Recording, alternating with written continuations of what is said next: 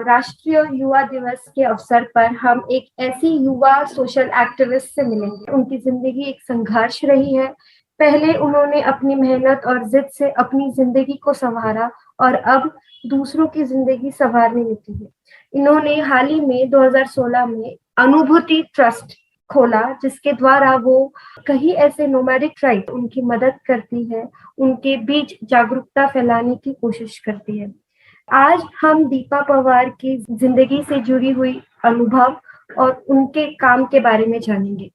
तो सबसे पहले दीपा पवार, वेलकम टू कर्तव्य साधना। यस। जय भीम, जोहार सबको। शुरुआत करेंगे आपके बचपन से कि आपका बचपन कैसा रहा। मेरा जो जन्म हुआ है वो मुंबई के शिवड़ी नाम के बस्ती में हुआ है, जो समंदर से लगी हुई है। और बचपन जो है वो हर किसी का जो है वो खास होता है और उसी तरह से वो अलग अलग भी होता है। मुझे अपने जिंदगी के कई सारे सवाल जो है वो बचपन से ही जो है वो ज्यादा स्ट्रांगली मेरे सामने जो है वो आने लगे। कई बार ऐसे लगने लगा कि उम्र शायद बाकी बच्चों की और हमारी मिलती है, लेकिन शायद सिचुएशन या स्थिति उस तरह की नहीं है। अ, मेरा जो बैकग्राउंड है, फैमिली बैकग्राउंड है, वो जॉइंट फैमिली का रहा है। और मैं खुद गाड़िया लोहार, इस नोमैडिक ट्राइब, और जिसको महाराष्ट्र में घिसाड़ी करके जाना जाता है, ये जो नोमैडिक ट्राइब है वो लोहे के औजार, हथियार और टूल बनाते हैं। आपने कई बार देखा होगा कि जब आप हाईवे से गुजरते हो, रास्ते से सफर करते हो, तो आपने कभी तंबू के अंदर, टेंट के अंदर भट्टी लगा के लोहा घिसते हुए, लोहे को आकार देते हुए लोग देखे होंगे। मेरी कम्युनिटी वही है। और शिवड़ी की बस्ती में जो है वो हम बहुत ही एक छोटे से रूम में जॉइंट फैमिली रहते थे। हमारे चाचा, बुआ, इनके सबके छोटे छोटे बच्चे, मेरे पापा सबसे बड़े थे और मैं घर में सबसे बड़े बेटी की बड़ी बेटी थी। हम 5 बहनें हैं और मैं सबसे बड़ी हूँ। तो बचपन जो है वो इस तरह से गया कि अ, एक अलगपन और कई सारे संसाधनों की कमी जिसे हम कहे। और कई बार ये संसाधनों की कमी क्यों है, ये संघर्ष क्यों है, इसके जवाब तो हमें बचपन में नहीं मिलते हैं। लेकिन शायद वो खोजने की ताकत बचपन में मिलती है कि ऐसी सारी चीजें क्यों है। दिक्कत ये थी कि बचपन के कई शुरुआत के सालों में मेरे अंदर तो न्यूनगंड की भावना थी, एक तरह की, कि शायद हम नहीं कर पाएंगे, इसके अंदर हमारी गलतियां है, हमें नहीं मिल पाएगा, या हम उस काबिल नहीं है, इसलिए कुछ चीजें नहीं बदली जा सकती है। तो इस तरह का माहौल जो था वो मेरे इर्द गिर्द था। मेरी पहले से 7वीं तक की पढ़ाई जो हुई है वो शिवड़ी की ही एक जिला परिषद, जिसे हम नगर पालिका के स्कूल कहते हैं, गवर्नमेंट स्कूल कहते हैं, उसके अंदर हुई। और उसके बाद की जो पढ़ाई है वो कामगारों के लिए खोला हुआ एक स्कूल, जो माध्यमिक है और जूनियर कॉलेज है, जो सोशल सर्विस लिंग है परेल में, वहां पे मैंने 12वीं तक की पढ़ाई की। और बचपन में ही बहुत जल्दी समझदारी लेनी पड़ी, क्योंकि जिम्मेदारियां उस तरह की आ गई। फिर वो आर्थिक जिम्मेदारी हो, अपने शिक्षण को पूरा करने की जिम्मेदारी हो, घर के अंदर जो कुछ पारंपरिक धारणाएं हैं उसको सामना करने की चुनौतियां हो। तो इस तरह की कुछ कम्युनिटीज है जो घुमानपुर और भटके विमुक्तों में आती है, आदिवासियों में आती है, जो बहुत संसाधनहीन है, समाज के पिछले तबके में आते हैं। वहां के बच्चों का जो बचपन है वो बहुत जल्दी जो है वो एडल्ट हो जाता है। आपने कहा कि आप 5 बहन हैं, तो 5 बहनों के साथ बड़ा होना क्या था। मेरे घर में, जैसे मैंने कहा कि मेरे पापा बड़े थे सबसे, मतलब पूरे जिसे हम कहते हैं खानदानी के अंदर एक बड़ा लड़का। लगातार लड़कियां होती है और ऑब्वियस लड़कों की प्रतीक्षा में ये लड़कियां होती है।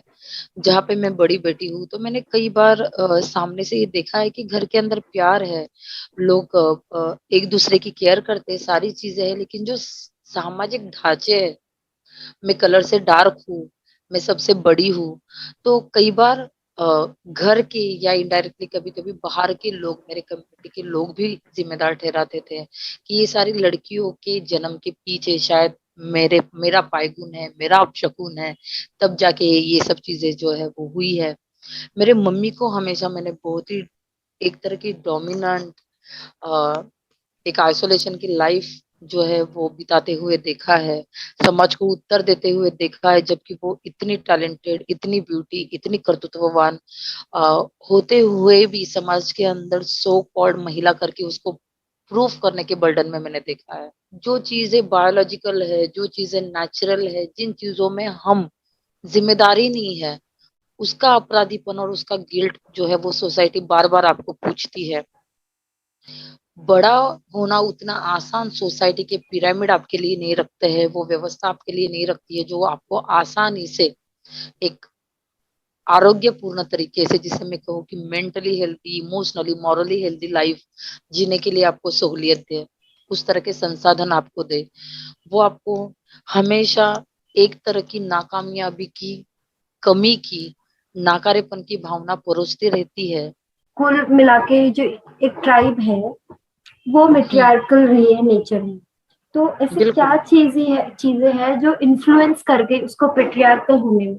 स्त्री सम्मान का इनका अपना एक जो है वो धरोहर है, लेकिन बाहर के जो पावरफुल स्ट्रक्चर चलते हैं, बाहर के जो एक सत्ता संघर्ष चलते हैं, पिरामिड चलते हैं, उन्होंने इसको इतना प्रभावित कर दिया है कि चाहे अनचाहे ये अभी भटके विमुक्त की भी जीवन पद्धति का जो है वो एक अविभाज्य घटक हो चुकी है। फिर वो पुरुष प्रधानता हो, वो जाति की साइकिल हो, जबकि हम जाति की उपज नहीं है। फिर भी एक तो हमने नोमैडिक ट्राइब और ट्राइब जैसे कल्चरों के अंदर इंटरप्ट किया है। वो नहीं आए आपके कल्चर के अंदर इंटरप्ट करने के लिए। आपकी भांडवलवादी व्यवस्था, जिसे हम कैपिटलिज्म कहे, आपका बाजारीकरण कहे, उन्हें कस्टमर करना हो, ऐसे कई सारी चीजें, मतलब कई सारी चीजें जो है उन्होंने इनके एस्टेब्लिश मेट्रियार्कल कल्चर को जो है वो डिस्टर्ब किया है। जैसे मैं नोमैडिक ट्राइब का अगर आपको एग्जांपल दूं कि हमारी अर्थव्यवस्था में औरतें बराबरी से काम करती है, हमारी अर्थव्यवस्था में औरतों के एक्सप्रेशन ज्यादा रहे हैं। अगर आप बंदर का खेल दिखाने वाली कम्युनिटी देखे, सांप का खेल दिखाने वाली कम्युनिटी देखे, सुई बटन आपके घर पे आके बेचने वाली कम्युनिटी देखे, टैटू निकल मेले में टैटू निकालने वाली कम्युनिटी देखे, तो आप खासकर नोमैडिक ट्राइब के अंदर अर्थव्यवस्था के फ्रंट में औरतों को पाओगे। मार्केट के अंदर, बाजार के अंदर, जहाँ पे वो निगोशिएट करती है, जहाँ पे वो कमाती है, वो अर्थव्यवस्था की एक धरोहर संभालती है। तो यहाँ पे कई सारे ऐसे उदाहरण आपको मिलेंगे जो इतिहास में उसकी नींव है। अभी बस अभी वो बहुत प्रभावित हुआ है, लेकिन उसको इन्फ्लुएंस जो है वो एक एस्टेब्लिश स्ट्रक्चर जो है वो बार बार करता है। वो इस तरह से भी करता है कि वो इस तरह की कम्युनिटी को बहुत ही सत्ताहीन, ऊर्जाहीन, जिसे मैं कहूँ कि संसाधनहीन कर देता है। और एक संरचना के ऊपर, जो सत्ता संघर्षों के ऊपर आधारित संरचना है, उसके ऊपर आपकी डिपेंडेंसी बढ़ा देता है। जैसे ये समूह नेचर के ऊपर विश्वास रखते हैं, लेकिन आज हम नेचर को ही बर्बाद करने के ऊपर लगे पड़े हैं। तो इनके बहुत ज्यादा जो माइग्रेशन है वो शहरों की ओर आप देखोगे, रोटी रोजी के लिए अपने मेन स्ट्रीमिंग, मतलब उनके जो मुख्य प्रवाह है उसके अंदर से एक रिवर्स वेव जो है वो सो कॉल्ड समाज के मुख्य प्रवाह के अंदर आने की वो कोशिश करते, जहाँ पे वो और ज्यादा पैनिक में जाते हैं और ज्यादा बर्डन में जाते हैं।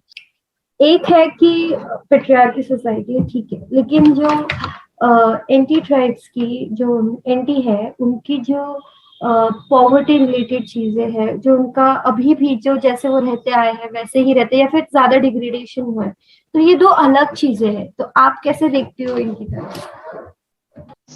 नोमैडिक ट्राइब कम्युनिटी को आप अगर ठीक से देखोगे तो ये कम्युनिटी का उपजीविका, लाइवलीहुड जो है, ये इनके कलाओं के ऊपर, इनके टैलेंट के ऊपर निर्भर करता है। इनकी जो स्किल है, इसको मार्केट कॉस्ट जो है वो निर्माण नहीं कर पाई है, बल्कि उसने इसकी वैल्यू जो है वो कम कर दी है। जैसे मैं आपको एग्जांपल दूंगी कि आप जगह जगह पे टैटू पार्लर देखोगे जो बड़े बड़े हैं, राइट। एक टैटू निकालने का करीबन अच्छा खासा अमाउंट वो लेते हैं, लेकिन सही मायने में टैटू निकालने वाली कम्युनिटी, जिसको महाराष्ट्र में गोंदन निकालने वाली कम्युनिटी कहा जाता है, जो भटकों में आती है, उनके तो लाइफस्टाइल के अंदर कुछ फर्क नहीं पड़ा है, राइट। उल्टा उनका रोजगार जो है वो मेन स्ट्रीमिंग नहीं हो पाया। शासन से ऐसा सपोर्ट नहीं है, गवर्नमेंट से उनको जो लोक कलाकारों को जो हम कहे कि मानधन मिलते हैं।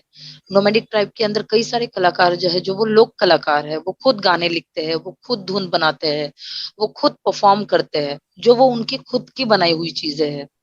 लेकिन एक सोशल पॉलिटिकल विल भी वहां पे नहीं नजर आता है, जहाँ पे हम नोमैडिक ट्राइब के लोगों की इस तरह की कलाओं को, उनकी साइन लैंग्वेजेस को प्रिजर्व कर पाए सही मायने में। इस तरह से देखती हूँ कि कई बार समाज के अंदर कहा जाता है कि ये वीकर सेक्शंस है, ये सेक्शंस वीकर नहीं है, समाज की स्थिति वीकर है।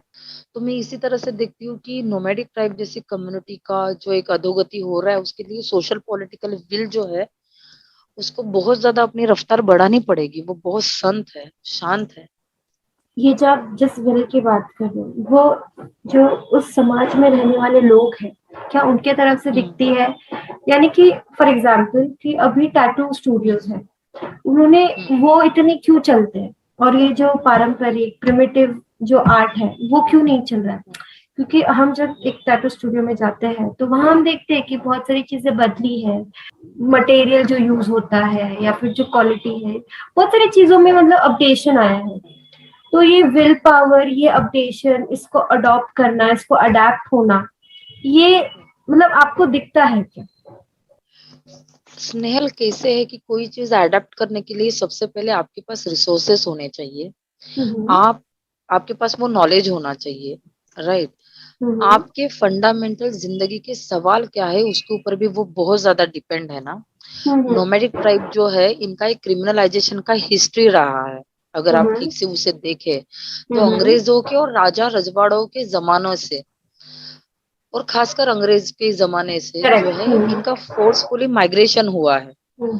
क्रिमिनलाइजेशन हुआ है। किसी कम्युनिटी ने अंग्रेजों के खिलाफ आवाज उठाया तो आज भी अगर हम स्वतंत्र भारत की लड़ाई देखें या उसका इतिहास देखें, तो आपने कभी नोमैडिक ट्राइब का इतिहास पढ़ा है क्या?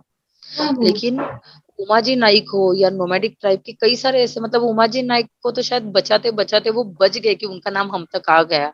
हम्म। नोमैडिक ट्राइब ऐसी कम्युनिटी है जिसे गोरिल्ला आर्ट आते हैं, जिसे गनिमी, जिसे हम कहे कि पेड़ों के ऊपर चढ़कर फाइट करना आता है, वो निशानेबाजी में पारधी कम्युनिटी आगे है।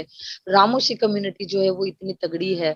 तो ये सारे लोग थे जिन्होंने ब्रिटिशों के खिलाफ अपने मिट्टी के लिए आवाज उठाई, राइट। हम्म। अंग्रेज उसे अस्वस्थ हो गए और अंग्रेजों ने दो तीन चीजें जो है वो बहुत ही बदतर इस तरह की कम्युनिटी के साथ की। उसके अंदर सबसे पहला था क्रिमिनलाइजेशन करना, आपके सर के ऊपर गुनेगारी का ठपका लगा देना, जो पूछते पूछते आपको 200 साल लग जाते हैं, ठीक है। आपका हम्म। फोर्सफुली माइग्रेशन करना, फोर्सफुली माइग्रेशन किसी इंडिविजुअल का नहीं है, ये कम्युनिटीज का है, ये फैमिलीज का है, राइट। आप आपके हम्म। बच्चों को लेकर, आपकी पूरी कम्युनिटी के लेकर माइग्रेट कर रहे हो और किसी डिग्निटी के साथ नहीं, एक अनडिग्निफाइड क्रिमिनलाइजेशन के टैबू और स्टिग्मा के साथ कर रहे हो। और जिसकी जमीन ही नहीं, लैंडलेस होना, होमलेस होना, ये अपने आप में कई तरह के पावरलेस होने का सिंबल है। 8 बाई 8 की रूम आपके नाम पे करने के रिसोर्सेस या वो सोशल गट्स आपके पास नहीं आ पा रहा है, नहीं दिया जा रहा है। तो आप आपके कल्चर प्रिजर्वेशन को लेकर एक्चुअली इस कम्युनिटी ने बहुत ताकत के साथ, कम से कम वो खत्म तो नहीं होने दिया है। वो करीबन अभी के शतक के अंदर आपको वो दिखाई तो दे रहा है।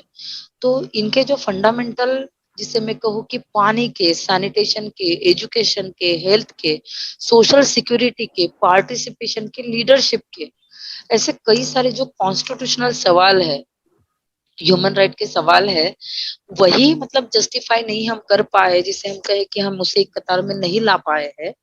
तो वहां पे कलाओं को जिंदा रखने के लिए आपको कोई तो सपोर्ट चाहिए।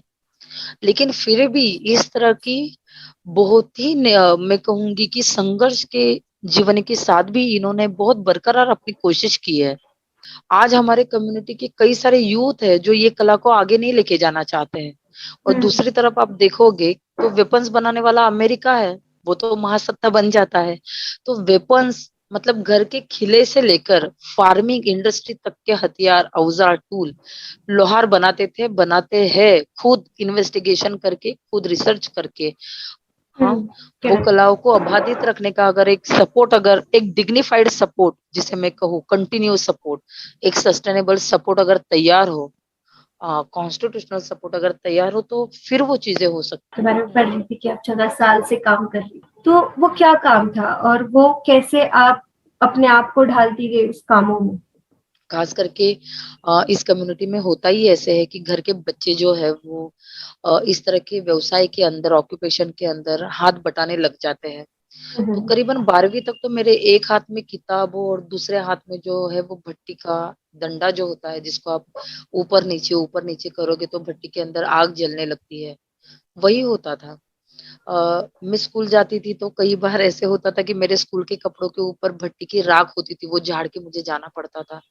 हुआ ऐसे कि करीबन 7वीं तक तो मेरा गवर्नमेंट के स्कूल में जो है वो शिक्षा पूरी हुई, लेकिन 7वीं के बाद घर के अंदर एक माहौल जो है वो तैयार होने लगा। 7वीं तक तो मैंने अपने इर्द गिर्द भी किसी को नहीं आने दिया। बेटी को और कितना पढ़ाओगे, ज्यादा पढ़ाओगे तो उस तरह के पढ़े लिखे लड़के कम्युनिटी में है ही नहीं, तो आप शादी कैसे करोगे। तो मेरे दिमाग में एक हलचल होने लगी कि अगर मुझे मेरे पढ़ाई का खर्च अगर मैं नहीं निकालूंगी तो मैं जब भी पैसा मांगूंगी शायद उसको नकारा जा सकता। खुद वो सपोर्ट क्रिएट करना पड़ेगा। दूसरा, मैंने देखा भी है ना, खास करके इस कम्युनिटी के बच्चे जो है वो बचपन से जो है वो फाइनेंशियली कंट्रीब्यूट करते हैं। हम्म, तो मैंने तो मैंने हर तरह के काम किए। मैंने बहुत बचपन से ट्यूशन लेना हो, वैकेशन में किसी फैक्ट्री में काम करना हो, कलर कंपनी में काम करना हो, ये सारी चीजें की है। लेकिन फिर उसके ऊपर कुछ लिमिटेशंस आने लगे कि मैं अपनी स्कूली पढ़ाई को सेकेंडरी नहीं बना सकती थी। तो मुझे इस तरह का कोई काम चाहिए था जो मैं अपना स्कूल में प्रायोरिटी देते हुए मुझे फाइनेंशियल सपोर्ट जो है वो थोड़ा सा क्रिएट हो। तो उसी वक्त हमारे यहाँ पे मेरे इतनी ही उम्र की एक एडोलेसेंट लड़की की जरूरत थी किसी संस्था में, जहाँ पे उनको लाइब्रेरी चलाने के लिए, मोबाइल लाइब्रेरी चलाने के लिए, बच्चों को बेसिक लिटरेसी सिखाने के लिए किसी की जरूरत थी। और मेरा जो फर्स्ट इस क्षेत्र में, सामाजिक क्षेत्र में शुरुआत हुई वो उस संस्था से हुई जहाँ पे मैं जिस बस्ती में रहती थी वहां के लोगों को बुक बांटना हो, बुक समझाना हो, पढ़ने को सिखाना हो, लिटरेसी से मतलब साक्षरता से मेरी शुरुआत हुई। और वो उम्र की 14 साल में मैं नाइन्थ, ऑलमोस्ट नाइन्थ में ही थी। और टर्न कहाँ से हुआ कि मेरे पास लाइब्रेरी के माध्यम से कई सारी किताबें आने लगी। तो जो रूटीन टेक्स्ट बुक है उसके अलावा मुझे पढ़ने की अपॉर्चुनिटी मिलने लगी, जहाँ पे मुझे पैसा देके किताब नहीं खरीदनी है, मैं ही किताबें बांटती थी। तो मैं एक नई, जिसे मैं कहूँ कि एक नई बुक वर्ड के साथ जब आपका ताल्लुक आता है, आप पंचरत्न पढ़ने लगते हो, आप अलग अलग लिटरेचर पढ़ने लगते हो, तो आपको एक नई दुनिया दिखाई देती। तो सामाजिक क्षेत्र से मेरा जुड़ाव मेरी आर्थिक कमजोरी के कारण हुआ था। जैसे आपने कहा कि 14 साल की उम्र से आप काम कर रही, तो सबसे मुश्किल एक ऐसा कोई पल जो आपके उस दौरान आया। हम्म ऐसे होता था, जैसे मैंने आपको बोला कि मैं मोबाइल लाइब्रेरी चलाती थी और मैं बड़ी भी हो रही थी, मतलब वो एडोलेसेंट एज है। और हम्म, उस एज में खास करके घर में इस तरह के इंस्ट्रक्शंस आते हैं कि आप घर के बाहर बहुत कम जाओगे। हाँ। और ऐसे हालातों में मैं घर से ज्यादा बाहर जा रही थी। मैं बस्तियां घूम रही थी, मैं चालियां घूम रही थी, किसी के घर पे जाके बुक समझा रही थी, किसी के क्वेश्चन को डील कर रही थी। कभी पुरुष भी सामने होते थे, कभी लड़के सामने होते थे। तो ऐसे हालातों में जो है लोगों के अपनी तरफ बदलते नजरियों का सामना करना, फैमिली के सवालों को डील करना और विश्वास भी साथ में निर्माण करना। क्योंकि मुझे वहां पे अपनी मुश्किलें ऐसे ही नहीं बढ़ानी थी कि फैमिली का विरोध बढ़े, मुझे उनको सपोर्ट सिस्टम में लेना था। तो इस तरह के उदाहरण तैयार करने थे कि जहाँ पे वो फैमिली को बताए कि आपकी लड़की ठीक काम कर रही है। मतलब ऐसे कई सारे इंसिडेंट्स आपकी लाइफ में आएंगे जब आपको सामने से अच्छा रिस्पांस नहीं मिलेगा। आपको कई बार जो है एक सेकेंडरी, मतलब आप समझ सकते हो, नोमैडिक ट्राइब जो है वो हम्म, खुद इतनी साक्षरता नहीं रखती है। और करेक्ट। जब आप, तो मैंने एक दो ऐसे इंसिडेंट्स सहे जब कुछ उस बस्तियों के प्रिविलेज लोगों ने मेरे लैंग्वेज को जज किया। मेरी मदर टंग अलग है, जो एक प्रमाण भाषा हमारी मेनस्ट्रीमिंग में चलती है, उसको लेकर जज किया। मैंने वो अपने लेवल से मैनेज भी किया, लेकिन एक मुझे बहुत महसूस हुआ कि ये भी क्षेत्र जो है वो हायरार्की से भरा हुआ ही है। ये क्षेत्र में परिवर्तन है, इसका मतलब बराबरी होगी, इसकी श्योरिटी नहीं है। हम्म, आपको बार बार जो है वो जज किया जाएगा, सवाल पूछे जाएंगे, आप क्यों आते हो, आपकी एजेंडा क्या है। और मैंने ये कई बार महसूस भी किया है कि नोमैडिक ट्राइब का जो एक क्रिमिनलाइजेशन हिस्टोरिकली हुआ है वो इंडिविजुअली डिलीवर होता है, कई बार हमारे साथ घूमता है, लोग हमें उस नजरों से देखते हैं। मतलब बिहेवियर। यहाँ पे ऐसा हो जाता है कि एक आपको आपकी खुद की कम्युनिटी से वो एक गलत नजर दिखती है, और एक बाहर की तरफ से, मतलब जो आउटसाइड सोसाइटी बिल्कुल है, मतलब बिल्कुल एक ऐसे। बिल्कुल। लेकिन ये कॉमन लड़कियों का भी प्रॉब्लम है, लेकिन उसकी ना इंटेंसिटी ऑफ द डेप्थ बहुत हाई हो जाती है मेरी जैसे कम्युनिटी के अंदर, की शायद वो आम सवाल होंगे, लेकिन उसकी गंभीरता और उसका जो डेप्थ है, मतलब हम्म, उसकी चोट जो है ना, वो बहुत हाई हो जाती है। वो बहुत हाई हो जाती है। मैंने कई बार ऐसे देखा है कि कुछ अपॉर्चुनिटी में मैं फिक्स्ड बैठती थी, या मैं वहां पे परफेक्ट मैच थी, लेकिन वो अपॉर्चुनिटी उस वक्त आपके पास नहीं आने दी जाती है।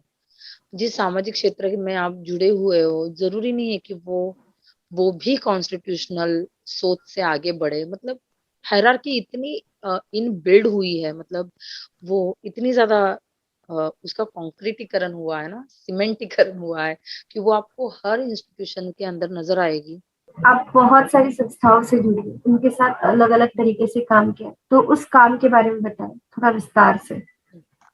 तो मेरी जो सामाजिक कार्य की शुरुआत है वो साक्षरता के ऑब्जेक्टिव से हुई, लिटरेसी, हम्म। एजुकेशन, हम्म। राइट। जहाँ पे कम्युनिटी लिटरेसी हो, एडोलेसेंट के विषयों को लेकर हो काम करना शुरू हुआ, और वहाँ पे एक अ, शुरुआत में 3 से 4 साल मेरा जुड़ाव रहा, और धीरे धीरे मैं और समझती गई कि इसके अंदर क्या है। लेकिन उसी दौरान उस काम करते हुए जो है वो मेरे पापा का जो है वो 2000, मतलब जो मुंबई के अंदर आपको पता है कि 26 जुलाई की जो बारिश हुई थी, हम्म। आ, हम बस्ती के काफी कच्चे पक्के घरों में रहते थे, तो वो बारिश का इतना बुरा इम्पैक्ट हुआ, जहाँ पे हमारे घर में सारी चीजें बह गई। मेरे पापा को बहुत ही बारिश के पानी में लगा इन्फेक्टेड वाटर में लगातार कुछ समय रहने के कारण उनका मल्टीपल ऑर्गन डिसऑर्डर हो गया। उसी दौरान जो है, मतलब मेरा अ, शिक्षा शुरू थी, सारी चीजें शुरू थी, मैं किसी संस्था में वर्किंग भी थी। और एक टर्न आया लाइफ में कि आपके पास अभी आपकी माँ है और पीछे आपकी 4 बहनें हैं। एज सच आपके पास कोई भी इनकम सोर्स नहीं है, क्योंकि आपके पापा जो है वो दुकान चलाते हैं, माँ और सारे लोग उससे मदद करते हैं। मैं सबसे बड़ी थी, तो बड़ी लड़की की तो शादी समय पे होना कम्युनिटी में बहुत ज्यादा जरूरी है, तो उस तरह से मेरी भी हो गई। और बीच में कुछ एक 6 से 8 महीने के लिए मेरा संस्था का काम जो है वो छूट गया। तो मैंने फिर से कोशिश की कि किसी संस्था में जो है वो मुझे उसी तरह का कुछ काम मिले। तो मुझे कोइंसिडेंस से सेकंड और एक तरह की संस्था थी, जहाँ पे इवनिंग में थोड़ा और बड़े उम्र के बच्चों के साथ काम करना था, उनके एक्सप्रेशन को लेकर काम करना था, उनके लीडरशिप को लेकर काम करना था। तो वो सफर फिर से एक बार शुरू हो गया आफ्टर मैरिज। मेरी शादी भी बहुत ही कम उम्र में हुई। वहां से फिर से एक सफर शुरू हुआ। पहली संस्था में लिटरेसी को लेकर काम हुआ, दूसरी संस्था ने थोड़ा एक्सप्रेशन और लीडरशिप से मुझे ओरिएंट करवाया। और मेरा मेरा वैल्यू है मेहनत करना, मतलब मेरा कोर वैल्यू है, मेरा प्रिंसिपल है बहुत एफर्ट्स के साथ काम करना, कंट्रीब्यूट करना, और मैं वो लगातार करती गई। करीबन 5-6 ऑर्गेनाइजेशन में मैंने काम किया। ये 4-5 संस्थाएं जो थी, किसी संस्था के साथ मेरा फेमिनिज्म का एस्पेक्ट बहुत अच्छा हुआ। मैं धीरे धीरे धीरे धीरे जो है वो फील्ड लेवल से काम करते करते करते जो है कई सारी चीजें मैंने सीखी। मैंने अपने आप को एज ट्रेनर करके डेवलप किया, एज स्पीकर करके डेवलप किया, राइटर करके डेवलप किया। और ये जो सारा सफर है, ये इसी तरह के संस्था संगठनों के साथ जो है वो जुड़ जुड़ कर हुआ। जो अनुभव मेरे है, उसकी इंटेंसिटी जो है वो वहां पे नहीं दिखाई देती थी, क्योंकि उनका काम नहीं था नोमैडिक के साथ, संगठनों अभियानों के साथ। फिर वो अन्न अधिकार हो, वो राइट टू एजुकेशन हो, वो सैनिटेशन का अधिकार हो। जो वो पूरा ट्राइब हम्म। है, वो अपने आप में बहुत बड़ा है, और उसमें बहुत सारे अलग अलग ट्राइब्स है, और हर एक के अपने अपने मुद्दे हैं, हर एक की अपनी अपनी परेशानियां राइट। हैं। तो ऐसा ग्रास रूट काम जो आपने किया है, और वो ऐसे डिस्ट्रिक्ट्स में या फिर ऐसे शहरों में या फिर छोटे छोटे कस्बों में जो आपने काम किया है, उस विषय में थोड़ा बताएं। यस। तो अनुभूति का जो मुख्य काम है, वो युवाओं के नेतृत्व के साथ, जमीनी युवा, जो युवा वंचित और दुर्लक्षित तबकों में आते हैं, फिर वो ग्रामीण युवा हो, वो शहरी बस्ती की युवा हो, और अभिवेश हो, आदिवासी हो, और घुमंतु भटके जनजाति में आने वाले युवा हो, इनके एक्चुअल लीडरशिप के साथ उनकी कम्युनिटी के डेवलपमेंट को लेकर काम चलता है। जहाँ पे youth led, community led process के साथ काम चलता है, और काम के जो मुख्य, जिसे हम कहे कि एरिया जो है, वो सबसे इम्पोर्टेंट एक एरिया है कि community participation with community development, right. Resource centre है, हमारे संसाधन केंद्र चलते हैं, और इसके अंदर कुछ महत्वपूर्ण विषयों के साथ हम काम करते हैं। एक तो संवैधानिक लिटरेसी, कॉन्स्टिट्यूशनल और ह्यूमन राइट लिटरेसी को लेकर काम चलता है। मेंटल जस्टिस को लेकर हमारा काफी स्ट्रांग काम चलता है, जहाँ पे हम मानसिक न्याय की बात करते हैं, लोगों के मानसिक न्याय के संरक्षण की बात करते हैं। हमारा पॉश को लेकर काम चलता है, जिसे हम कहे कि काम की जगह, एजुकेशनल स्पेसेस ये सुरक्षित होने चाहिए युवाओं के लिए।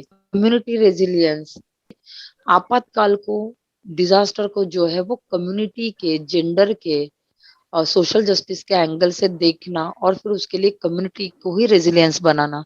ऐसे कुछ कुछ मुख्य टप्पों में हमारा काम चलता है। अनुभूति अनुभूति की कुछ सक्सेस स्टोरीज बताना चाहोगे?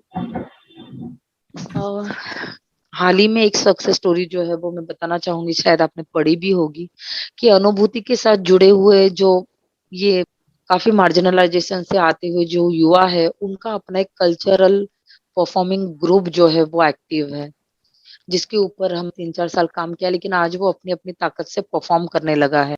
बातें जो, एक अभियानों की बातें जो वो कल्चरल मूवमेंट के दौरान लोगों तक पहुंचा रहा है, जिसके अंदर लड़के हैं, लड़कियां हैं, कुछ औरतें भी है, और काफी मिक्स्ड ये युवाओं का ग्रुप है, जहाँ पे हर तरह के वंचित समूह की युवा अपने आप को रिप्रेजेंट करते हैं। वो खुद लिखते हैं, वो खुद खोजते हैं, संशोधन करते हैं, सुरबद्ध करते हैं, तालबद्ध करते हैं, और लोगों के सामने युवाओं के पर्सनल, मतलब उनके व्यक्तिगत जिंदगी के चुनौतियों के अंदर वो अभी सक्षम हो रहे हैं कि वो खुद स्ट्रेटेजी प्लान करे, वो खुद लीगल केसेस जो है वो हैंडल करे। हमारे कुछ ऐसे केसेस है जहाँ पे लड़कियों के साथ जो है वो, हम कहे कि सेक्सुअल हरासमेंट के वाकया जो है वो हुए हैं, और ऐसे दौरान जिस तरह से पैंडेमिक है, हमें ग्राउंड एक्सेसिबिलिटी नहीं है, हमें उस तरह की मोबिलिटी नहीं है, तो कम्युनिटी ने खुद वो बहुत ही अच्छी तरह से, जिसे मैं कहूँ कि उसे डील किया है, उसे लीगल एंगल से, काउंसलिंग के एंगल से उसे अच्छी तरह से लड़की को तकलीफ ना होते हुए उसका सामना किया है। हमारे सारे बच्चे जो है वो उनके नामों के आगे उनके माँ के नाम लगाते हैं, जो सुनने में काफी टिपिकल लगेगा, लेकिन मुझे वो मूवमेंट का एक हिस्सा ही लगता है, जहाँ पे उनकी माँ को जो है एक हिस्टोरिकल आइडेंटिटी मिल रही है, जो हिस्ट्री ने छुपा के रखी है। फिर ये जो एंटी लीडर्स है, ये नाथपंथी डावरी गोसावी है, ये वाघया मुरली है, ये पारदी कम्युनिटी के है, ये जोगती है। तो ये नाम मैं इसलिए बोल रही हूँ कि ये नाम जब आपके कानों पे पड़ते हैं तो आपको लगता है कि ये लोगों को सब हमें ही सिखाना पड़ेगा, लेकिन ऐसे नहीं है। अनुभूति ने ये एक्सपीरियंस किया है कि ये लोगों के पास इतना ज्यादा टैलेंट है, इतने सारे कम्युनिटी स्ट्रेटेजी है, जो अगर हम समझ ले तो हम बस उनको सपोर्ट सिस्टम का काम करें तो वो बहुत ब्रिलियंट काम कर सकते हैं। ये सारे आप जब काम कर रही होती तो सब इसमें सबसे इम्पोर्टेंट मुद्दा जो रह जाता है कि इकोनॉमिकल अपलिफ्टमेंट, राइट? क्योंकि इनकी परेशानियां मोस्टली जो जुड़ी है वो लैक ऑफ रिसोर्सेज, फिर जो इकोनॉमिकल कमतरता है उसके ऊपर डिपेंडेंट है, राइट? तो इन इन इन सेक्शंस में आप उनको कैसे मदद कर रहे हैं? यस, तो पहले तो मैं ये कहूंगी कि हमारा कोई बिजनेस मॉडल ऑब्वियस नहीं है, लेकिन मैं ये चीज बहुत बेहतर तरीके से जानती हूँ कि कास्ट सिस्टम आपको और कमजोर बनाएगा जब आप इकोनॉमिकली और भी कमजोर हो। वो एक दूसरे के हाथ में हाथ डाल के आते हैं आपका शोषण करने के लिए। तो हमारा काम जो है वो फाइनेंशियल लिटरेसी को लेकर चलता है। समाज के कंपटीशन के अंदर आप अपने आप को किस तरह से बरकरार रखोगे, उसका कॉन्फिडेंस बिल्डिंग हो, कैपेसिटी बिल्डिंग हो, युवाओं से करवाते हैं, हर चीज में करवाते हैं। जहाँ पे उनका जो है वो करियर काउंसलिंग हो, एजुकेशन से ड्रॉप आउट होने का रेट बहुत बड़ा है नोमैडिक ट्राइब और मार्जिनलाइजेशन के अंदर, तो वहाँ पे स्कॉलरशिप सपोर्ट हो। जॉब प्लेसमेंट के लिए हम खुद नहीं करवाते हैं, लेकिन ऐसे ऑर्गेनाइजेशन से टाई अप करवाते हैं जो जॉब प्लेसमेंट करवाते हैं, डिग्निफाइड जॉब प्लेसमेंट करवाते हैं। ये सारे रिसर्च हम करते हैं। ऐसे कुछ dignified vocational training, gender justice को सामने लाने वाले वोकेशनल ट्रेनिंग, यहाँ पे हमारे यूथ ज्यादा से ज्यादा अपने स्पेसेस क्लेम करे, इसकी हम कोशिश करते हैं। हमारे यूथ जो करियर चाहते हैं बियॉन्ड स्टीरियोटाइप, राइट, क्योंकि ये जो कम्युनिटी है यहाँ पे एक तरह का ढांचा बिल्कुल है ना कि आपकी आपकी जितनी ताकत है उतनी ही रोजगार या उतनी ही आमदनी के क्षेत्र आप चुनो, लेकिन फाइनेंशियल अपलिफ्टमेंट के लिए वो सारी चीजें हम करते हैं, जहाँ पे काउंसलिंग हो, पेरेंट और चाइल्ड रिलेशनशिप हो, एजुकेशन सिस्टम के साथ टाइप करना हो, बात करनी हो, उनको फाइनेंशियल सपोर्ट करना हो, और सारी चीजें जहाँ पे वो अपने करियर को लेके आगे किस तरह से सोचते हैं उसके हर एक स्टेप पे देखना हो। आप अभी रिसर्च इन सब की बातें कर रहे हो, तो आप गवर्नमेंट को जो एडवोकेसी होती है, पॉलिसी एडवोकेसी, उन मामलों में आपने मतलब आप कैसे हेल्प कर रही हो या कहाँ पे आपका योगदान रहा है? राइट, दो तीन तरह से मैं इसका जवाब दूंगी। एक, हम जो लोग हमारे साथ जुड़े हैं उनका लीगल कैपेसिटी बिल्डिंग करते हैं। जो गट्स, जो एक सोशल गट्स की जरूरत है कि आप एडमिनिस्ट्रेशन के साथ बात कर सकते हो, डेफिनेटली आप आपकी डिमांड्स रख सकते हो, आप क्वेश्चन कर सकते हो, आप अपील कर सकते हो, आप निगोशिएट कर सकते हो। वहां पे कैपेसिटी बिल्डिंग का एक काम चलता है जो रूटीन चलता है। फिर जहाँ पे हमारे प्रोजेक्ट्स है वहां पे ये नोमैडिक ट्राइब कम्युनिटी है, उनके लीडर्स हो, उनकी औरतें हो, वहां पे जो है वो रेगुलर काम चलता है। जो उससे ज्यादा इस तरह के कामों से उभरी हुई जो केसेस है या मैं कहूँ क्लाइंट है जो हमारे पास आते हैं, जहाँ पे फिर एट्रोसिटीज के केसेस हो या किसी भी तरह के लीगल एंगल से आने वाले केसेस हो, वहां पे हम टोटली इंडिविजुअल अटेंशन देते हैं। हमारे एडवोकेट्स के साथ कुछ टाइप है, किसी फर्म के साथ टाइप है, हमारा खुद का काउंसलिंग सेंटर है जहाँ पे इंडिविजुअल को पर्सनल अटेंशन जो है वो ऑर्गेनाइजेशन देती है और उनके प्रोसेस के साथ उनको फाइनेंशियली लीगल काउंसलिंग सारा सपोर्ट करती है। तीसरी बात, एडवोकेसी ऐसी बात है ये कोई इंडिविजुअल ऑर्गेनाइजेशन नहीं कर सकती है। ये अलाय जो एक तरह के कोलेब्रेशंस होते हैं, जो एक तरह के मूवमेंट है वो करते हैं। तो अनुभूति जो है एडवोकेसी के अलग अलग प्रोसेस जो है, जहाँ पे अलाइनमेंट है कई सारे ऑर्गेनाइजेशन के, वहां वहां रिप्रेजेंट करती है। उन अभियानों में, उस आंदोलनों में, उस प्रोटेस्ट में, उस पिटीशन में हो, उस स्टेटमेंट में हो, हम हमेशा जो है वो अपनी जगह रखते हैं। हम वहाँ ऐसा कोई एक प्रोमिनेंट पेटिशन या मूवमेंट जिसके आप हिस्सा रही हो? जी, अगर आप नोमैडिक ट्राइब की अगर बात कर रहे हैं तो मैं आपको एक एग्जांपल दूंगी कि हमारा एक ग्रुप है जो नोमैडिक एक्टिविस्ट जो है या नोमैडिक कार्यकर्ता जो है उनके साथ जुड़ा हुआ है, जो नोमैडिक भटके विमुक्त के ही विचारवंतों ने या कार्यकर्ताओं ने इकट्ठा किया अपनाया है। ड्यूरिंग पैंडेमिक जो है वो नोमैडिक ट्राइब के साथ कई जगहों पे वायलेंस के केसेस हुए। ये लॉक में रहने वाली कम्युनिटी नहीं है, ओपन में रहने वाली कम्युनिटी है। तो कई बार इनको गांव से भगाया गया, कई गांवों ने इनकी जिम्मेदारी नहीं ली। इनके पास राशन सिस्टम नहीं है, सेविंग सिस्टम नहीं है, तो ये खाएंगे क्या अगर आज लॉकडाउन अनाउंस होता है। तो ऐसे सारे सिचुएशन में हम साथियों ने मिलकर कई सारे कलेक्टर ऑफिस में ग्रुप जो है वो कंप्लेंट आप कहे या निवेदन कहे, हमने फाइल किए करीबन 5 एक कलेक्टर ऑफिस में, 5 एक डिस्ट्रिक्ट में, जहाँ पे हमने उनको निवेदन किया कि वहाँ की जो कम्युनिटी स्पेसेस है वो आप नोमैडिक ट्राइब के लिए खुली करवाओ। वहाँ के पीडीएफ जो सिस्टम है वहां पे विदाउट डॉक्यूमेंट भी इनको अनाज मिले, इनको धान्य मिले, इसकी आप खबरदारी लो। इनके साथ कोई भी सोशल मॉब लिंचिंग की घटनाएं, शोषण की घटनाएं ना हो, इसके लिए आप खबरदारी लो। ये तो हमने ग्रुप में किया है, लेकिन हम जहाँ पे काम करते हैं, जो हमारा वर्किंग एरिया है अनुभूति का, खासकर कल्याण डोंबिवली, यहाँ पे हमने कई सारे पुलिस स्टेशन को लेटर दिए, नोमैडिक ट्राइब के बारे में सेंसिटाइज किया कि ये लोग कई बार ओपन स्पेसेस में रहते हैं, मैदानों में रहते हैं, रास्तों की साइड में रहते हैं, तो आप इनके बारे में काफी सेंसिटाइज होकर जो है पैंडेमिक में आपके बिहेवियर और आपका सपोर्ट जो है वो दिखाई है। हमने फिल्म जो है वो डेवलप किए कि हम इस तरह के मटेरियल एडवोकेसी के लिए यूज करें, जहाँ पे सबसे पहले लोगों को पता तो हो कि कौन है घुमंतु, हमारी रिस्पॉन्सिबिलिटी क्या है घुमंतु को लेकर, कम से कम हमें क्या नहीं करना चाहिए एंटी डीएनटीज को लेकर। राइट। क्योंकि इस तरह के इमरजेंसी में अफवाहों के शिकार जो है वो सबसे पहले इस तरह के मार्जिनलाइजेशन ग्रुप ही होते हैं जिनके ऊपर शोषण हो सकता है। तो हमने कोशिश की कि जो भी हमारी क्षमता है और ताकत है वहां वहां पे हम जो है वो इंटरवेंशंस करें, जहाँ पे ग्रुप एडवोकेसी है वहां पे ग्रुप एडवोकेसी करे, जहाँ पे संस्था का काम चलता है वहां पे लोकल एडवोकेसी करे, जहाँ पे नजदीकी पुलिस स्टेशन हो, हेल्थ इंस्टीट्यूशन हो, एजुकेशन सिस्टम्स हो, वहां पे हम एडवोकेसी करें, वहां पे लेटर्स दे, वहां पे हम मीटिंग ऑर्गेनाइज करें, और हर तबके में अलग अलग जरिए से अलग अलग मार्जिनलाइजेशन के बारे में बात करें।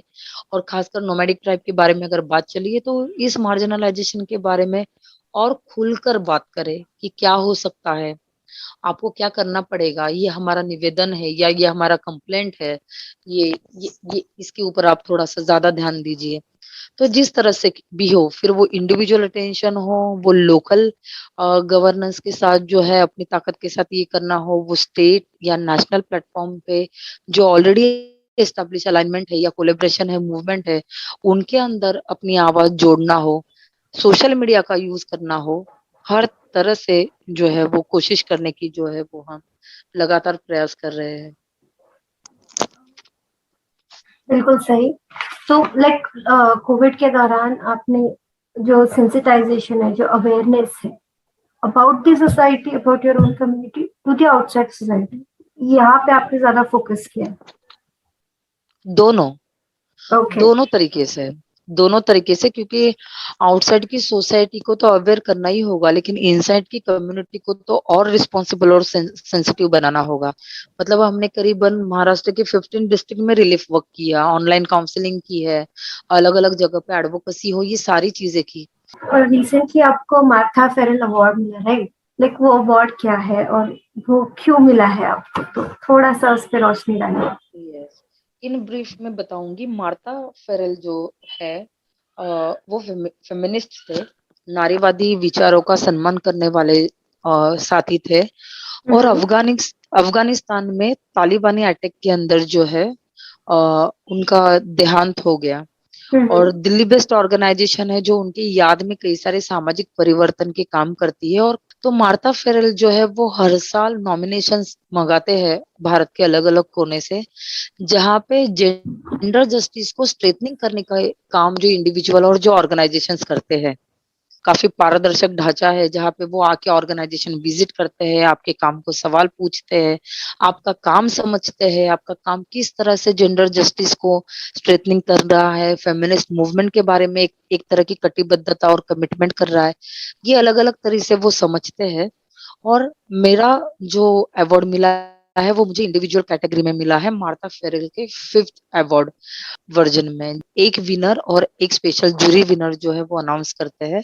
तो विनर के अंदर जो है वो इस साल के इंडिविजुअल कैटेगरी के अंदर मेरा नाम जो है वो अनाउंस हुआ था। एनटी और एनटी की यूथ, इनको आप किस तरीके से देखते हैं?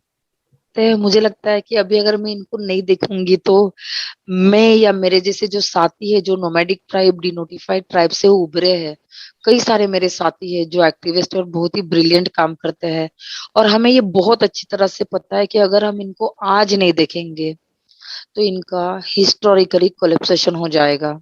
लेकिन ये इनका फर्स्ट जनरेशन है। दीपा, मैं यस। एक एक यहाँ पे ऐड करना चाहूंगी कि मैं थोड़ा सा रिपोर्टिंग कर चुकी हूँ एनटी लोगों पे। तो मैंने देखा है कि जो यूथ है काफी सारे, वो जो फॉर एग्जांपल अभी पारधी कम्युनिटी की बात करेंगे कि बेगर फैमिलीज होती है जो बेसिकली भीख मांगती है, जो उनका जो बिल्कुल। पारंपरिक काम है वो छोड़ के वो इस तरफ आई। तो इनकी जो यूथ है वो एक बहुत ही नॉमिनल पढ़ाई की हो, लेट्स से कि 10th स्टैंडर्ड है, 12th स्टैंडर्ड है, नो नो। और उसके बेसिस पे वो जॉब जॉब ढूंढते हैं, राइट? लेकिन वो हम्म जॉब कर नहीं पाते, ढूंढ लेते हैं पर कर नहीं पाते, हम्म बिकॉज वो उनको हम्म 8 घंटे की जो भी होता है, जो प्रोसेस हम्म होता है टिपिकल जॉब्स का, वो उनको नहीं भाता है। तो जो चेंज, हम जिस चेंज की बात करते हैं, सोशल चेंज की बात करते हैं कि जो अवेयरनेस है, हाँ, ये सारी जो चीजें फाइनेंशियल अपलिफ्टमेंट है वो हमने पहुंचा दिया, एजुकेशन हमने पहुंचा दी, बट उसके जो हम्म। आगे जो उसका जो आउटपुट होना चाहिए वो कहीं ना कहीं नहीं निकल रहा है। आप कैसे देखोगे इस प्रोसेस को? मैं दो तरह से देखती हूँ इस प्रोसेस को। एक, आप जिस तरह से कह रहे हो कि वो काम नहीं कर पाते हैं, ये सेम स्टोरी जब मेरे पास आता है तब मेरे पास इस तरह के भी केस स्टडीज है कि उनको डिग्निफाइड बिहेवियर भी नहीं मिले हैं, राइट। सैलरी का एश्योरेंस नहीं मिला है, जो मेहनत वो कर रहे हैं उसके जो बेनिफिट है वो भी कई बार नहीं मिलते हैं। तो मैं यहाँ पे ऐसे नहीं बोलना चाहूंगी कि सारा सिस्टम का किया धरा है। एक तरह का स्ट्रक्चर जो है वो बहुत ही हिडनली चलता है हमारी सोसाइटी के अंदर। आपने तो बहुत बड़ा स्टैंडर्ड बोला, 10th 11th, ये बहुत बड़े स्टैंडर्ड है। हमारी नोमैडिक ट्राइब की कई सारी कम्युनिटीज है जिनके ये फर्स्ट जनरेशन जो है ना, वो माध्यमिक स्कूलों तक भी नहीं पहुंच पा रहे। जैसे मैं आपको पैंडेमिक का उदाहरण देती हूँ जो ज्यादा समर्पक रहेगा। अभी पैंडेमिक के अंदर जब हमारी ऑनलाइन शिक्षा हो जाती है, तो आप कैसे बताओगे कि एनटी के सारे टेंट के अंदर लाइट है, सारे लोगों के अंदर पास फोन है, सारे लोगों के पास टैब है, सारे लोगों के पास रिचार्ज है और सारे लोगों के पास वो डिजिटल लिटरेसी है जहाँ पे वो गेन कर पाएंगे। नोमेडिक ट्राइब के कुछ बच्चे पोतराज है, वो ऐसे पढ़ते हैं, 7वीं 8वीं चौथी पढ़ती है और वो दोपहर के मतलब कम्युनिटी स्पेस में जाके पोतराज का खेल दिखाते हैं। कुछ हम्म। बच्चे नंदी बैल के साथ जाते हैं, कुछ बच्चे बंदर के खेल दिखाने भी जाते हैं।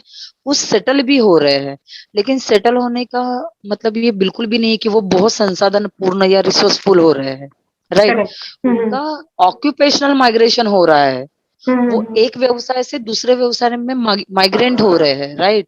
जैसे करेक्ट। हमारे जो गाड़िया लोहार के लोग हैं वो अभी लोहार का व्यवसाय कुछ फैमिलीज ने बंद किया है, लेकिन इसका मतलब ये नहीं कि वो एडमिनिस्ट्रेशन के जॉब ले पाए हैं। करेक्ट। वो अभी किसी मॉल में काम को लग रहे हैं, वो किसी मेट्रो में काम को लग रहे हैं, वो फैब्रिकेशन के छोटे मोटे काम कर रहे हैं। तो स्नेहल, मुझे लगता है कि कोप अप करना जो है ना, वो भी एक तरह की ताकत है ना, जो आपको हर तरह से मिलनी चाहिए। जब आपको कोप अग्री। अप करना हो, जो हाँ, जो आपको स्ट्रेथन आपको चाहिए, कई सारी चीजें आती है, छोटी मोटी चीजें नहीं है। जैसे मैं आपको कहूंगी कि हमारा मदर टंग अलग है। मैं 7th तक अपनी लैंग्वेज में पेपर लिखती थी, और जब मैं अपनी लैंग्वेज स्क्रिप्ट मराठी थी लेकिन मैं अपने मदर टंग में पेपर लिखती थी, तो करीबन 6 7 तक मुझे कई सारे टीचर्स बताते थे कि आप गलत लिखते हो। करेक्ट। अभी अगर मेरा मदर टंग आपका स्क्रिप्ट लैंग्वेज नहीं है तो इसके अंदर वो बच्चा क्या करे? तो मुझे लगता है कि कई सारा पॉलिटिकल डिसीजंस यहाँ पे अटके हैं, कई सारा सोशल एफर्ट्स यहाँ पे अटका है कि मैंने सवाल का जवाब तो सही लिखा है लेकिन वो मैंने मेरे मदर टंग में लिखा है। लेकिन आप अगर मुझे स्क्रिप्ट लैंग्वेज में कहोगे तो उसके लिए एक तो आपको उस तरह के रिसोर्सेज देने पड़ेंगे, या मुझे इतनी ताकत लगानी पड़ेगी कि जहाँ पे मैं बाकी चीजों में कमजोर साबित हो सकती हूँ। तो स्नेहल, मुझे इन शॉर्ट लगता है कि कुछ लोगों को बहुत ज्यादा दौड़ाने को ये सिस्टम लगाता है। तो मेरे पास मतलब मैं तो उस कम्युनिटी में काम करती हूँ, मेरे कई सारे साथी इस कम्युनिटी में काम करते हैं, हम नजदीक के साथ देखते हैं कि कितने सारे हमारे एजुकेटेड युवा है जो जॉबलेस है। भीख मांगना और रेगुलर जॉब करना, लाइक बहुत डिफरेंस होता है, राइट। एक जगह पैसे कम होंगे बट डिग्निटी की बात आ जाती है, तो वो अ, पर्सपेक्टिव। सबसे पहले देखिए, आपको समझना पड़ेगा ना स्नेहल कि हमारे कुछ जो अधिकार या हमारे कुछ जो कानून बने हैं, फॉर एग्जाम्पल वन अधिकार कानून। हाँ, मैं हम्म। जैसे आपको पूछती हूँ कि एक तो बेगिंग करना, वो बेगिंग करना है बिल्कुल, हम उसके मतलब हम भी उसके लिए इंटेलेक्चुअल काम कर रहे हैं, चर्चा कर रहे हैं कि अभी ये पारंपरिक चीजें हमें बंद करनी होगी, एग्जैक्टली। बेगिंग करना और ये सारी चीजें बंद करनी होगी। लेकिन उसका दूसरा जवाब है ना स्नेहल, कि ये चीजें बंद करते वक्त आप भूखे तो नहीं मर सकते हो, तो आपको अग्रेड अग्रेड। उस हाँ, उसके दूसरे रास्ते जो बनाने होंगे और उस रास्तों पे चलने के लिए जो ताकतें लगती है वो निर्माण करनी पड़ेगी। लेकिन श्योर। दूसरी जो चीज है, जैसे मैं आपको एक एग्जांपल दूं कि जैसे वाइल्ड लाइफ कोई कानून आ जाता है, कोई वन अधिकार का कानून आ जाता है और वो बोलता है कि जानवरों को आपके सामने साथ रखना वो बेकानूनी है, मतलब वो कानून के अंदर नहीं आता है। बंदर का खेल दिखाने वाले कहाँ बेगिंग करते थे, वो तो मनोरंजन करते थे, सांप नहीं, का खेल दिखाने बहुत वाले। मैं ये एक जो ट्राइब है उसमें से एक कम्युनिटी की बात करूँ, जनरलाइज नहीं। बहुत ही राइट, लेकिन वो जनरलाइज में भी हो जाएगा क्योंकि हर कम्युनिटी बेगिंग नहीं करती है। करेक्ट, कई सारे अग्री। कम्युनिटीज राइट मनोरंजन के माध्यम के खेल के माध्यम से वो सामने आती है। और जो कम्युनिटी बेगिंग करती है, आप अगर उसका ऑब्वियस हम उसके ऊपर जो है, मैं भी सहमत हूँ कि अभी ये पारंपरिक जो चीजें है वो बंद करनी है, हम्म। डिग्निफाइड चीजें करनी है, ठीक है। लेकिन स्नेहल वही है कि फिर हमें हायरार्की को समझना पड़ेगा। कल तक बेगिंग करने वाली कम्युनिटी, आपको अगर उसको रिहेबिलिट करना है, आप क्या करोगे? राइट। तो ये हम्म। किसकी किसकी रिस्पॉन्सिबिलिटी है? हर उस इंस्टीट्यूशन की रिस्पॉन्सिबिलिटी है जो चाहती है कि बदलाव हो। जो नहीं चाहती है बदलाव हो तो मतलब उनके लिए क्या है? तो मेन वही है कि यस, बेगिंग जैसी चीजें आ, रुकनी चाहिए, से मैं बोलूंगी कि बदलनी चाहिए उनको। उनके उपजीविका के और लाइवलीहुड के साधन जो है वो निर्माण करने चाहिए, और निर्माण वो कर भी रहे हैं और निर्माण होंगे भी। लेकिन वही दिक्कत है कि ये आज रात की या कल दिन की बात नहीं है। इसके अंदर काफी एफर्ट्स लगेंगे, इसके लिए काफी कंट्रीब्यूशन लगेगा। ऑब्वियसली हम इन चीजों को जनरलाइज नहीं कर सकते, बट जो इंडिविजुअलिटी है, जो सब्जेक्टिव इन नेचर है, इन इन इन चीजों को भी पिन पॉइंट करने की जरूरत है। एंड आई गेस अनुभूति इन चीजों पे काम कर रही है। यस यस, मैं कहूंगी कि सही है कि इस तरह की चीजें, राइट टू शेल्टर, हर किसी को घर पाने का और आवास पाने का अगर अधिकार हो, तो नोमैडिक ट्राइब के बहुत बड़ा परसेंटेज, कई रिसर्च बताते हैं कि 90% के ऊपर लोग होमलेस है। आप जब होमलेस रहोगे, राइट, आपका रिहैबिलिटेशन का कोई भी प्लान नहीं है, उस तरह के प्रोग्राम सामने नहीं है आपके। मतलब मेरे दादा कहते थे कि मेरे पापा एक जगह पे पैदा हुए, बुआ एक जगह पे पैदा हुई, फिर दूसरे चाचा दूसरी जगह पे पैदा हुए। तो अब मुझे अपना बचपन तो दूसरे लोगों से अलग ही दिखेगा ना। ये करेक्ट। हमारे साथ ही ऐसा क्यों हो रहा है कि हम हर स्टेशन पे पैदा हो रहे हैं? हमारा कोई फार्म नहीं है, हमारे कोई जमीन नहीं है, हमारा कोई एज सच वो गांव नहीं है जिस गांव के घर के अंदर जाके हम भी छुट्टियां मनाएं। इन चीजों को हम बाहर का एक जो नजरिया होता है वो अलग होता है, जो उस जगह काम कर रहा है वो नजरिया अलग होता है। तो ऑब्वियसली हम्म। इंटेंसिटी अंदर से अलग होगी और बाहर से अलग। तो मैं एक किताब लिख रही हूँ जिसके लिए मुझे संवाद नाम की एक फेलोशिप है।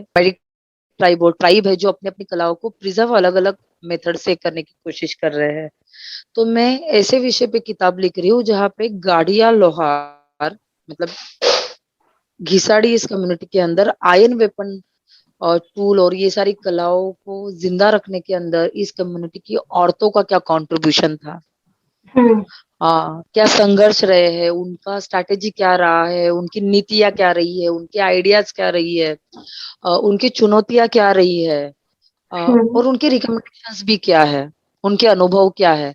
तो ये सारा मैं डॉक्यूमेंट करने वाली हूँ औरतों की कहानियों के दौरान, राइट। और उसके ऊपर मेरा काम चला है। आई गेस इन चीजों पे बहुत रेयरली बुक बनती है। यस, कई बार बेचारियत के ऊपर कई सारी चीजें बनती है एक, लेकिन मुझे लगता है कि इस कम्युनिटी की अमीरी भी बहुत ज्यादा है। अग्रीड, और अग्रीड। मैं ये बहुत ऐसे पॉजिटिव चीजें जो है वो रेयरली यस बाहर आती है। पॉजिटिव है। हमेशा हम नेगेटिव नोशंस पे ज्यादा हम्म ध्यान देते हैं। हम्म हम्म। अभी तक इस तरह की औजार हथियार बनाने की कलाएं इस तरह इसीलिए जिंदा हुई या जिंदा रही क्योंकि इन लोगों ने उसको सरेंडर या विड्रॉ नहीं किया ना। आपको बेस्ट ऑफ लक आपकी किताब के लिए। Yes, thank you so much. Yes, yes, yes. इसी के साथ थैंक यू सो मच कि आप यस। कर्तव्य पे हमारे साथ इन सारी जो छोटी छोटी चीजें हैं जो ज्यादा ध्यान में नहीं आती है लेकिन एग्जिस्ट करती है, इन चीजों की हम्म। इंटेंसिटी बताने के लिए, आपकी खुद की जो जर्नी है उसके बारे में बताने के लिए। तो मुझे लगता है कि हमारे लिसनर्स को आपकी जर्नी के बारे में, आपके जो काम है, जो बाकी काम से रिलेटेड जो चीजें हैं वो सुनने में बड़ा ही मजा आएगा। So thank you yes. So much for being on कर्तव्य साधना।